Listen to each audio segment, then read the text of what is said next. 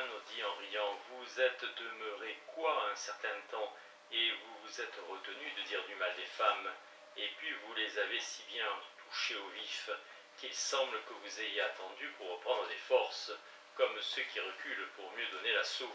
Vraiment, vous avez tort, et vous devriez vous modérer. Madame Emilia se mit à rire, et se tournant vers Madame la Duchesse, dit, vous voyez que nos adversaires commencent à rompre et à être en désaccord. Ne me donnez pas ce nom, répondit le seigneur Ottaviano, car je ne suis pas votre adversaire. Cette discussion m'a beaucoup déplu, non pas parce que j'ai regretté de voir la victoire inclinée du côté des femmes, mais parce que la dispute a amené le seigneur Gasparo à les attaquer plus qu'il ne devait, et le seigneur Magnifique et messire César à les louer peut-être un peu plus qu'il ne fallait. En outre, à cause de la longueur du discours, nous avons perdu l'occasion d'entendre beaucoup d'autres belles choses qui restaient à dire au sujet du courtisan. Vous voyez bien, dit Madame Emilia, que vous êtes pourtant notre adversaire. C'est pourquoi le discours passé vous déplaît, et vous ne voudriez pas que l'on eût formé cette si excellente dame de palais, non pas parce qu'il y aurait autre chose à dire touchant le courtisan. Ces gentilshommes ont dit tout ce qu'ils savaient, et ni vous, je pense, ni personne d'autre n'y pourrait plus rien ajouter, mais à cause de la jalousie que vous avez à l'égard des femmes et de leur honneur. Il est certain, répondit le seigneur Ottaviano, qu'outre les choses qui ont été dites sur le courtisan, j'en désirerais beaucoup d'autres. Toutefois, puisque chacun se contente qu'il soit tel qu'il est, je m'en contente aussi, et je ne voudrais le changer en rien, si ce n'est en le rendant un peu plus ami des femmes que ne l'est le seigneur Gasparo, mais pas autant peut-être que le sont certains de ces autres gentilshommes. Nous devons en tout cas, dit alors Madame la Duchesse, voir si vous avez l'esprit assez grand pour parvenir à donner aux courtisans davantage de perfection que ne l'ont fait ces seigneurs. Alors n'hésitez pas à dire ce que vous avez en l'esprit. Autrement, nous penserons que vous non plus, vous n'avez rien ajouté à ce qui a été dit, mais que vous avez voulu diminuer les louanges de la dame de palais, parce qu'il vous paraît qu'elle est l'égale du courtisan, et que vous voudriez pour cette raison que l'on eût cru que ce dernier put être bien plus parfait que celui que ces seigneurs ont formé. Le seigneur Ottaviano se mit à rire et dit, les louanges et les blâmes donnés, plus que de raison aux femmes, ont tellement rempli les oreilles et les esprits de ceux qui écoutent, qu'ils ne laissent plus de place pour autre chose, et d'ailleurs, selon moi, l'heure est très tardive.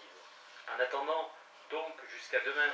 dit Madame la Duchesse, nous aurons davantage de temps, et les louanges et les blâmes, qui, dites-vous, ont été donnés de part et d'autre aux femmes de façon trop excessive, sortiront entre-temps de l'esprit de ces seigneurs de manière qu'ils seront capables de recevoir la vérité que vous nous direz. Tout en parlant ainsi, Madame la Duchesse se leva, et après avoir pris courtoisement congé de la compagnie, elle se retira dans le secret de sa chambre à coucher,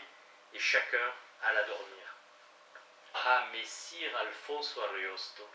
Quand je m'apprête à écrire les discours qui furent tenus la 4e soirée après celles qui ont été racontées dans les livres précédents, je sens parmi divers propos une pensée amère qui me frappe au cœur et qui me fait souvenir des misères humaines et de nos espérances fallacieuses, et j'éprouve comment souvent la fortune à mi-cours et parfois près de la fin rompt nos fragiles et vains desseins, et parfois les engloutit avant qu'ils puissent même voir de loin le port. Il me revient donc en mémoire que peu de temps après que ces entretiens eurent lieu, la mort importune priva notre maison de 3 gentilshommes fort rares dans la fleur de leur âge et de leur espérance d'honneur. Le premier de ceux-ci fut le seigneur Gasparo Pallavicino, qui, assailli d'une cruelle maladie, et plus d'une fois réduit à l'extrémité, bien que son cœur fût si vigoureux que pour un temps il retint les esprits en son corps malgré la mort, acheva néanmoins son cours naturel bien avant d'arriver à l'âge mûr. Ce fut une perte fort grande non seulement pour notre maison, pour ses amis et ses parents, mais aussi pour sa patrie et pour toute la Lombardie. Peu de temps après mourut Messire César Gonzaga, qui laissa à tous ceux qui l'avaient connu un poignant et douloureux souvenir de sa mort, car puisque la nature produit si peu souvent de tels hommes, il ne paraissait pas convenable qu'elle nous privât si tôt de lui. En effet, on peut dire certainement que Messire César nous a été ôté au moment où il commençait à montrer de lui plus que des espérances et à être estimé autant que le méritaient ses grandes qualités, car il avait déjà donné par maint acte vertueux de bons témoignages de sa valeur, lui qui, outre la noblesse de sa naissance, brillait aussi par l'ornement des lettres et des armes, et par toutes les manières les plus admirables, de sorte qu'à cause de sa bonté, de son esprit, de son cœur et de son savoir, il n'y avait rien de si grand qu'on ne pût l'attendre de lui. Il ne se passa pas beaucoup de temps ensuite avant que Messire Roberto d'Abali, en mourant, ne causât un grand déplaisir à toute la maison, car il était raisonnable que chacun portât le deuil de la mort d'un jeune homme de bonnes mœurs, plaisant, d'une beauté de visage et d'une harmonie de corps fort rare, avec une complexion aussi prospère et vigoureuse qu'on pouvait le désirer. Je pense donc que si ces hommes avaient vécu, ils seraient parvenus à un rang si élevé qu'ils auraient pu montrer avec des preuves manifestes à tous ceux qui les auraient connus combien la cour d'Urbino était digne de louange, et comme elle était illustrée par de nobles chevaliers. C'est en effet ce qu'ont fait presque tous les autres qui y sont été formés,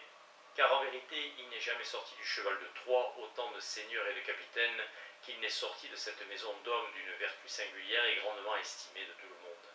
Car comme vous savez, Messire Federico Fregoso a été fait archevêque de Salerne, le comte Ludovico évêque de Bayeux, le seigneur Ottaviano doge de Gênes, Messire Bernardo Bibbiena cardinal de Santa Maria in Portico, Messire Pietro Bembo secrétaire du pape Léon.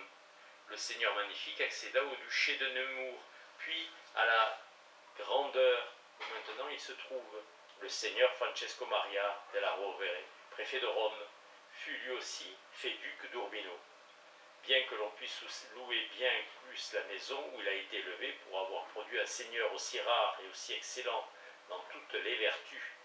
comme on le voit maintenant, que pour le fait qu'il soit parvenu au duché d'Urbino. Et je ne pense pas que la noble compagnie, où dans la conversation quotidienne il a toujours vu et entendu des exemples louables, ait été pour peu de choses dans ce résultat. C'est pourquoi il me semble que la cause, que ce soit le hasard ou la faveur des étoiles, qui a si longtemps accordé de très bons seigneurs à Urbino, dure encore et produit les mêmes effets. Et ainsi peut-on espérer que la bonne fortune secondera si bien encore ses œuvres vertueuses, que la félicité de la maison et de l'État non seulement ne diminuera pas, mais plutôt augmentera de jour en jour. On peut en reconnaître déjà beaucoup de signes manifestes, parmi lesquels j'estime que le principal est que le ciel nous ait donné une dame telle que Madame Eleonore Gonzaga, fille de Francesco Gonzaga et d'Isabella d'Este, la nouvelle duchesse, car si jamais le savoir, la grâce et la beauté d'esprit et façon accordent l'humanité et toutes les autres nobles manières, furent dans un même corps, ils sont tellement réunis chez elle qu'il en résulte une chaîne de qualités qui composent ensemble et ornent tous ces mouvements. Or donc continuons les propos au sujet de notre courtisan, avec l'espoir qu'après il ne nous manquera pas de personnes qui prendront des exemples illustres et honorables de vertu dans la présente cour d'Urbino, comme nous le faisons maintenant dans celle qui est passée.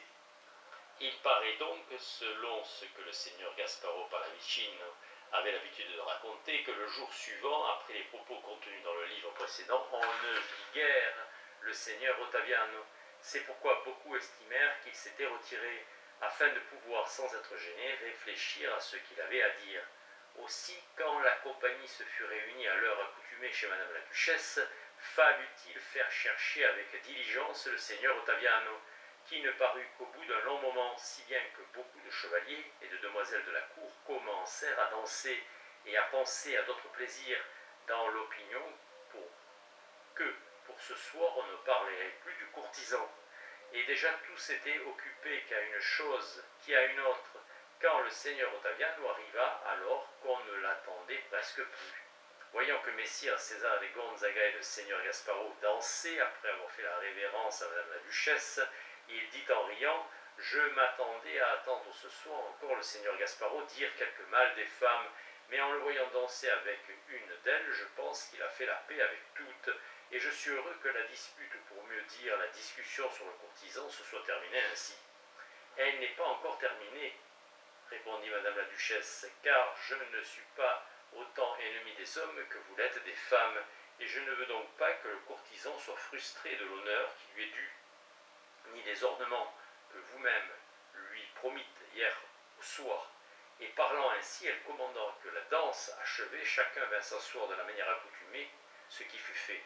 Et vous, comme tous se montraient fort attentifs, le seigneur Ottaviano dit: Madame, puisque le fait d'avoir désiré que le courtisan eût beaucoup d'autres qualités a été considéré comme une promesse que j'aurais fait d'en parler, je suis content de le faire, sans prétendre dire tout ce que l'on pourrait dire sur le sujet, mais seulement autant qu'il suffira pour vous ôter de l'esprit ce qui, hier au soir, m'a été reproché, à savoir que j'aurais ainsi parlé pour diminuer les louanges de la dame de palais, en faisant faussement croire que l'on peut attribuer aux courtisans d'autres excellences, et par ce moyen le rendre supérieur plutôt que parce qu'il le serait en réalité. C'est pourquoi, pour tenir compte de l'heure qui est plus tardive que de coutume, quand on commence la discussion, je serai bref. Ainsi, continuant le discours de ces seigneurs, que j'approuve et confirme entièrement, je dis que parmi les choses que nous appelons bonnes, il s'en trouve certaines qui simplement et par elles-mêmes sont toujours bonnes, comme la tempérance, la force, la santé et toutes les vertus qui procurent aux esprits des hommes la tranquillité. D'autres qui, en raison de différentes considérations et de la fin à laquelle elles tendent, sont bonnes comme les lois, la libéralité, les richesses et autres choses semblables. J'estime donc que le courtisan parfait, de la manière que le comte Lodowick et messire Federico l'ont décrit, peut être véritablement une chose bonne et digne de louange, non pas pourtant simplement et par lui-même, mais en regard de la fin vers laquelle il peut être dirigé. Car à la vérité, si avec sa naissance noble, sa grâce, son caractère plaisant, son adresse en temps d'exercice, le courtisan ne produisait d'autres fruits que d'être tel pour lui-même, je n'estimerai pas que pour acquérir cette perfection de courtisanerie, l'on dû employer autant de soins et de peines qu'il en faut à quiconque veut y parvenir, mais je dirais plutôt que beaucoup des qualités qui lui ont été attribuées, comme de danser, faire la fête, chanter, jouer, ne seraient que légèreté et vanité, et chez un homme important plutôt digne de blâme que de louange, car ces manières élégantes, ces devises, ces bons mots et autres choses semblables, qui appartiennent au divertissement des femmes et au jeu d'amour, bien que peut-être beaucoup d'autres pensent le contraire, ne font souvent rien d'autre qu'efféminer les cœurs, corrompre la jeunesse et l'amener à la vie la plus dissolue qui soit. Cela ensuite a pour effet que le nom italien est tenu en opprobre et qu'on en trouve bien peu qui osent, je ne dirais pas mourir, mais seulement courir un danger. Et certainement, il y a une infinité d'autres choses qui, si on y applique son industrie et ses efforts, engendrerait beaucoup plus de profit en temps de paix et en temps de guerre que ne ferait cette courtisanerie à elle toute seule. Mais si les œuvres du courtisan sont dirigées vers la bonne fin qu'elles doivent viser, et que j'entends qu'elles visent, il me paraît que loin d'être dommageables ou vaines, elles sont fort utiles et dignes d'une louange infinie. La fin donc du parfait courtisan dont on n'a pas parlé jusqu'ici est à mon avis de gagner par le moyen des qualités qui lui ont été attribuées par ses seigneurs la bienveillance et le cœur du prince au service duquel il se trouve, au point qu'il puisse lui dire, et lui dise toujours la vérité sur toute chose qu'il convient à ce dernier de savoir sans crainte ou danger de lui déplaire. Et quand il sait que l'esprit de celui-ci est enclin à faire ce qui ne convient pas, qu'il ait la hardiesse de le contredire et de se servir d'honnête manière de la faveur qu'il a acquise grâce à ses qualités pour le détourner de toute intention mauvaise et le conduire sur le chemin de la vertu. Et ainsi le courtisan, s'il a en lui la bonté que ses seigneurs lui ont attribuée, accompagné de la promptitude d'esprit, de l'amabilité, de la prudence, de la connaissance des lettres et de tant d'autres choses, saura à tout propos faire voir à son prince, de manière avisée, quel honneur et quel profit il peut se tirer, lui et les siens, de la justice, de la libéralité, de la magnanimité, de la mansuétude et des autres vertus qui conviennent à un bon prince, et au contraire quel déshonneur et quel dommage proviennent des vices contraires à ces vertus. C'est pourquoi j'estime que de même que la musique, les fêtes, les jeux et autres manières plaisantes sont pour ainsi dire la fleur de la courtisanerie, entraîner et aider son prince à agir bien et le garder du mal, en est le véritable fruit. Et parce que la louange des bonnes actions consiste principalement en deux choses, dont l'une est de choisir une fin ou temps de notre intention qui soit bonne, l'autre de savoir trouver les moyens opportuns et appropriés pour savoir se conduire vers cette bonne fin désignée. Il est certain que la volonté de celui qui s'efforce de faire que son prince ne soit trompé par personne n'écoute pas les flatteurs, ni les médisants, ni les menteurs, mais connaissent le bien et le mal, et aiment l'un tout en haïssant l'autre, tend vers une très bonne fin. Il me paraît aussi que les qualités attribuées aux courtisans par ces seigneurs peuvent être un bon moyen pour y parvenir.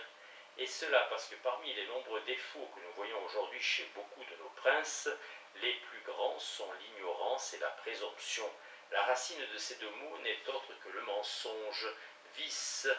qui, à juste titre, est haï de Dieu et des hommes, et plus nuisible aux princes que nul autre, parce que les princes manquent plus que toute autre chose de ce qu'ils auraient besoin d'avoir en abondance, plus que toute autre chose, à savoir de quelqu'un qui leur dise la vérité, leur rappelle le bien, car leurs ennemis ne sont pas poussés par l'amour à remplir cet office, mais prennent plutôt plaisir à voir qu'ils vivent de façon scélérate et jamais ne se corrigent. D'un autre côté, ils n'osent pas les blâmer publiquement par crainte d'être punis. Quant aux amis, il s'en trouve peu qui aient libre accès auprès des princes, et ce peu d'hommes hésitent à leur reprocher leurs fautes aussi librement qu'ils le feraient avec des particuliers, et souvent pour acquérir faveur et bonté, ils ne s'attachent qu'à proposer des choses qui leur donnent plaisir et délectation, même si elles sont mauvaises et déshonnêtes. De cette manière, d'amis, ils deviennent flatteurs, et pour tirer profit de cette étroite familiarité, ils parlent et agissent toujours de façon à complaire, et le plus souvent, ils font leur chemin grâce à des mensonges qui, dans l'esprit du prince, engendrent l'ignorance, non seulement des choses extérieures, mais aussi de soi-même. Et l'on peut dire que c'est là le plus grand et le plus énorme de tous les mensonges, parce que l'esprit ignorant se trompe soi-même et se ment intérieurement.